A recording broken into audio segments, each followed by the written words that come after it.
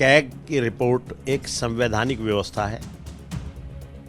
चाहे पार्लियामेंट हो, चाहे जितनी भी स्टेट की सभी असेंबलियां हों, ये एक लगातार सतत प्रक्रिया है और पारदर्शिता का एक साधन है जो जनता के पैसे को सरकार किस तरीके से इस्तेमाल कर रही है। खास तौर से जनता को ये पता लगना चाहिए कि उनके पैसे के इस्तेमाल में कुछ सरकारें कुछ गड़बड़ तो नहीं कर रही हैं, लेकिन चोर की दाढ़ी में तिनका, इन्होंने समय पर कैग रिपोर्ट सदन पटल पर नहीं रखी है। अगर जनता के पैसे की चोरी हुई है, जनता के साथ अगर कोई अन्याय हुआ है, हम विकास का कार्य करने के साथ साथ जो जनता के पैसे को जिन लोगों ने लूटा है उन लोगों को छोड़ने वाले नहीं हैं।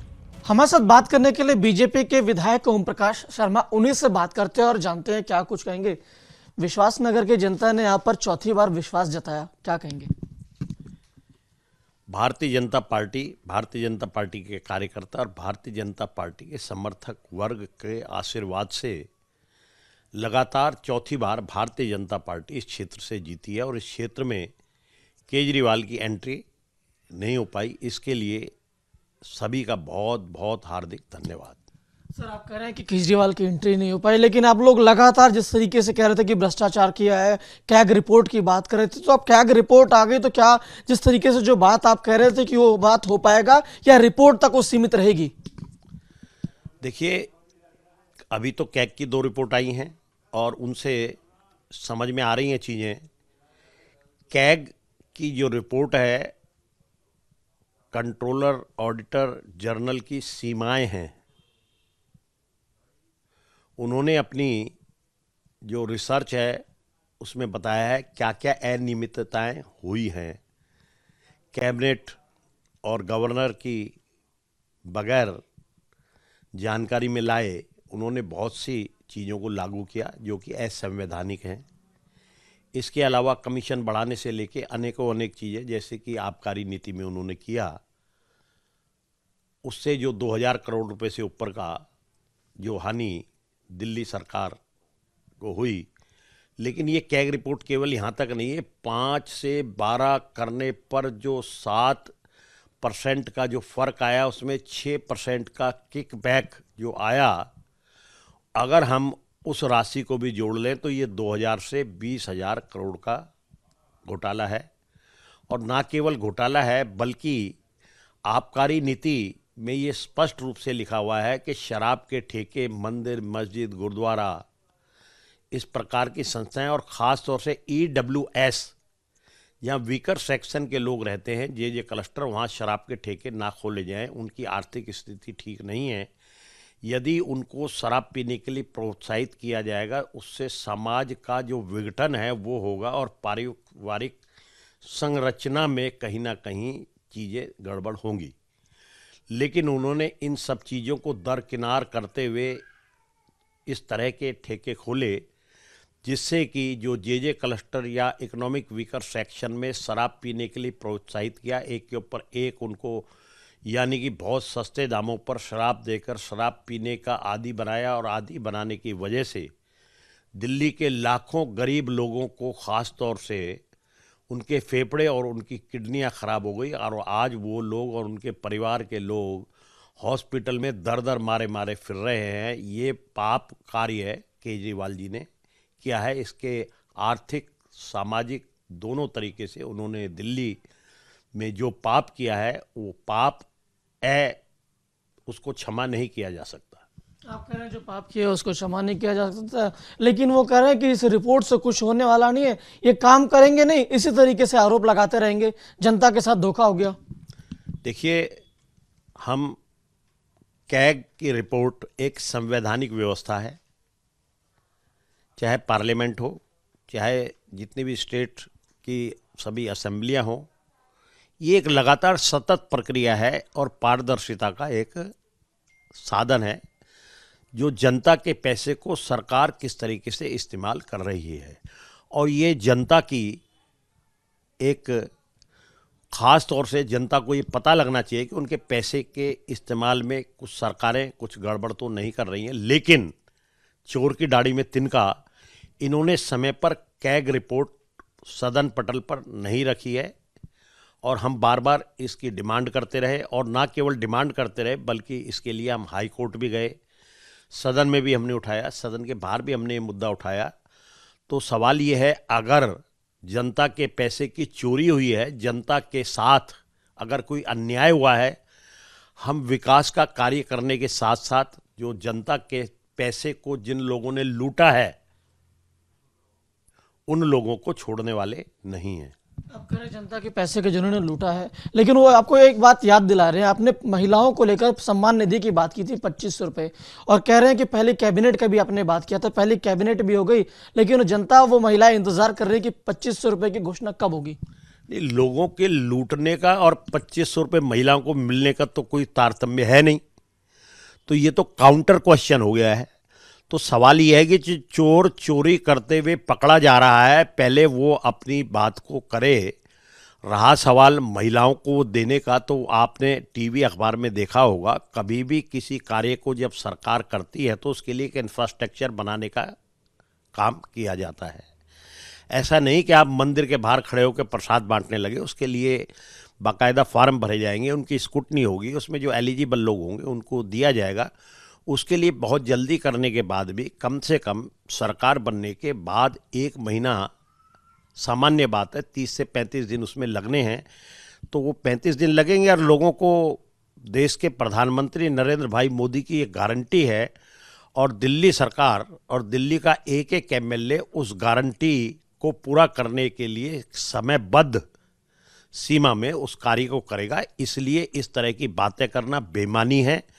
हमारा कहना केवल ये है, जो पाप कार्य उन्होंने किए हैं, जो भ्रष्टाचार उन्होंने किया, उसके लिए उनको सजा भी दिलवाएंगे, और दिल्ली की जो महिलाएं हैं उनको जो उनका अधिकार, जो घोषणा माननीय प्रधानमंत्री मोदी जी ने की है, उसको भी हम पूरा करेंगे।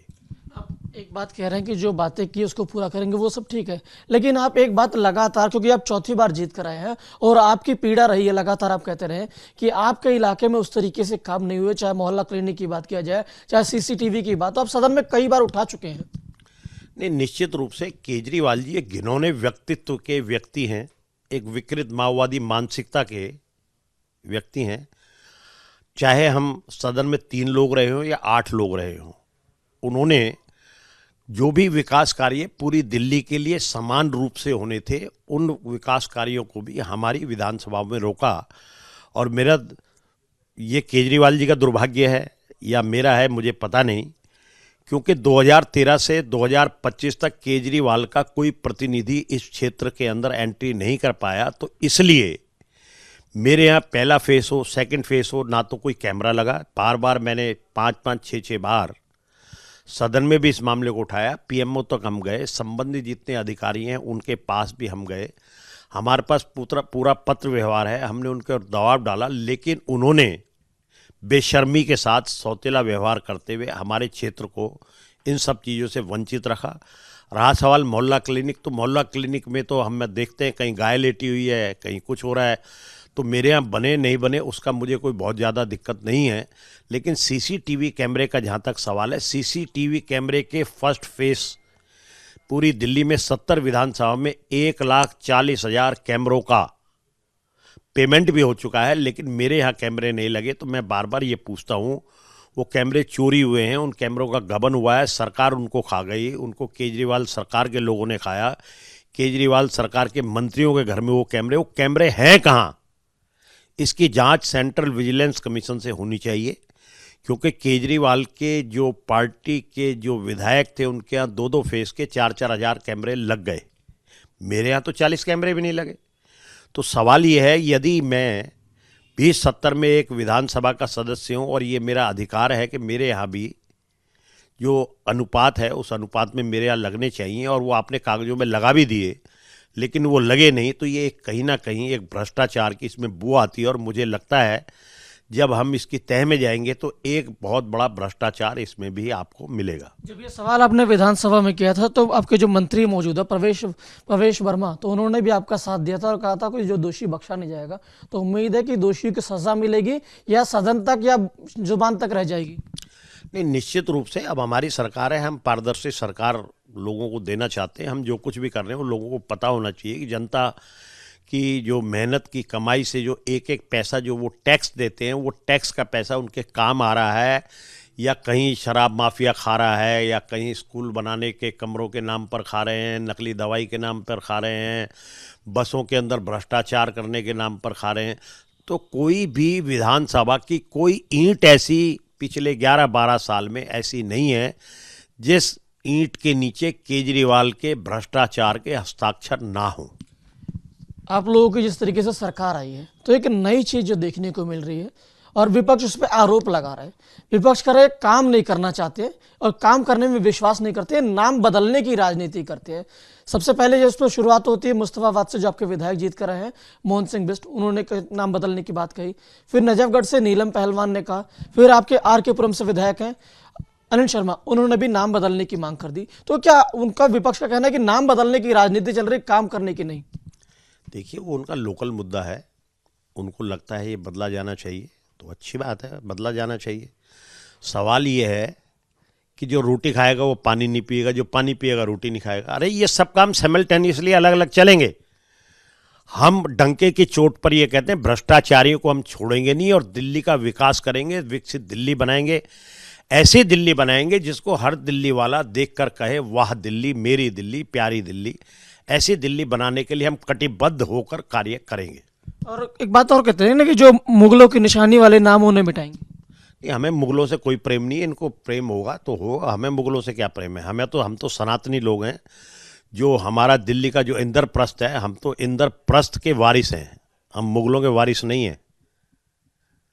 हम जो इंद्रप्रस्थ है हम उसके वारिस हैं, हम मुगलों के वारिस नहीं हैं। तो जैसे आपके कह रहे हैं मुस्तफाबाद का शिव विहार, नजफगढ़ का नहरगढ़, इस तरीके की नाम बातें कही जा रही है। करें ना करें उसे मुझे को तो कोई फर्क पड़ता नहीं, अगर बदलने तो ज़्यादा अच्छा है।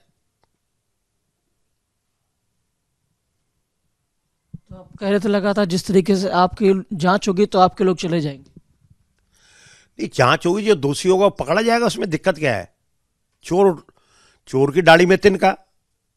जिसने चोरी की है उसका जनता यही तो चाहती है, जिसने चोरी की है वो पकड़ा जाए। और जनता ने, केजरीवाल जी जब जेल से जमानत पर आए, जेल में उन्होंने इस्तीफा नहीं दिया CM से, और बाहर आकर जब इस्तीफा दिया तो उन्होंने कहा कि जब जनता मुझे क्लीन चिट देगी तो मैं पुनः कुर्सी पर जाऊंगा। तो जनता ने तो उन्हें क्लीन चिट दी नहीं। दिल्ली और नई दिल्ली से उनको धकियाकर कूड़े के ढेर के ऊपर फेंक दिया और दिल्ली की जनता ने उन्हें भ्रष्टाचार के मामलों में कोई क्लीन चिट नहीं दी। ये दिल्ली की आवाज है। एक और बात आप करें, दिल्ली की आवाज तो मेयर, क्योंकि मेयर का भी चुनाव आने वाला है अप्रैल में, तो वहां पे भी बदलाव देखेंगे भाई। देखिए, कॉरपोरेशन के अंदर जिस तरीके से हो रहा है, मुझे लगता है कि वहाँ भी बहुमत बीजेपी का यदि होने की जो संभावना मुझे दिख रही है, तो अगर बीजेपी का बहुमत होता है तो बट नेचुरल है कि मेयर बीजेपी का ही आएगा। बहुत बहुत शुक्रिया हमसे बात करने के लिए। तो विश्वास नगर से चौथी बार जीत कर आए ओम प्रकाश शर्मा, जिन्होंने अपनी पूरी बातें रखी है। विजय इरफान के साथ गणेश पाठक, रिपब्लिक भारत, दिल्ली।